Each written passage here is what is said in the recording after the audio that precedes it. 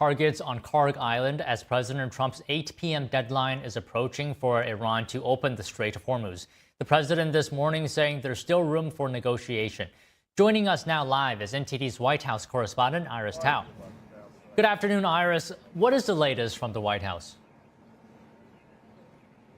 Good afternoon to you as well, Don. So we're right now just 6 hours away from President Trump's 8 p.m. deadline for Iran to reopen the Strait of Hormuz. And at this hour, we are seeing a Marine sentry standing right in front of the West Wing, meaning that the president is right now working inside the Oval Office. And this morning, the president again refreshing his ultimatum on Truth Social, posting saying that a whole civilization will die tonight if a deal isn't made. He adds that now that we have complete and total regime change, where different, smarter, and less radicalized minds prevail, maybe something revolutionarily wonderful can happen. Who knows? He again calls it one of the most important moments in the history of the world. And this morning, meanwhile, Vice President J.D. Vance, speaking in Hungary, says that there is going to be a lot of negotiations happening between now and tonight's deadline, while adding that the U.S. is doing this for the world's good. Watch.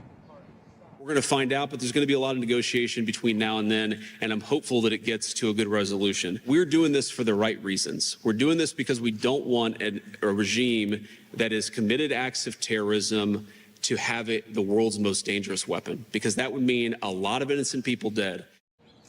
Meanwhile, the president this morning telling Fox News in an interview that at this time, 8 p.m. is happening, while also noting that if negotiations move forward today and there is something concrete, that could change. Meanwhile, the Central Command this morning posting pictures on X showing Marine forces firing weapons during a deck shoot abroad amphibious assault ship USS Tripoli in the Middle East region. And that sends Iran a reminder that the U.S. does have ground forces in the region if the president needs them.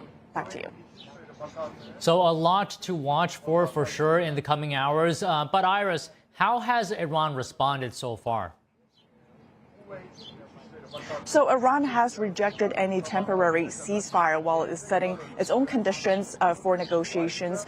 It's even calling on its own citizens to form human chains around power plants amid President Trump's threats to really devastate Iran's power plants as well as its energy infrastructure. Meanwhile, Mike Waltz, the U.S. envoy to the United Nations, today really calling out Iran for its behaviors of using proxies and even using human shield to protect their military. Let's take a look.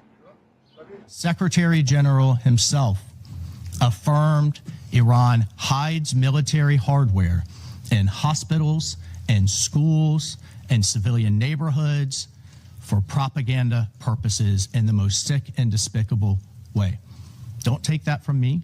Take that from the Secretary General and his own report.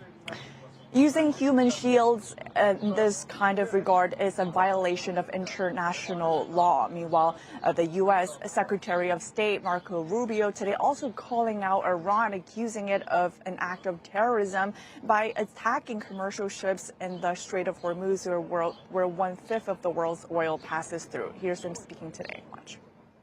The whole world's been impacted, unfortunately, because Iran is violating every law known by striking commercial vessels in the Strait of Hormuz. And it's a big problem for the world. I mean, this is a regime that doesn't believe in laws, rules, or anything like that. It's a state sponsor of terrorism. So it's not surprising that they're now conducting terrorist activity against commercial vessels. So.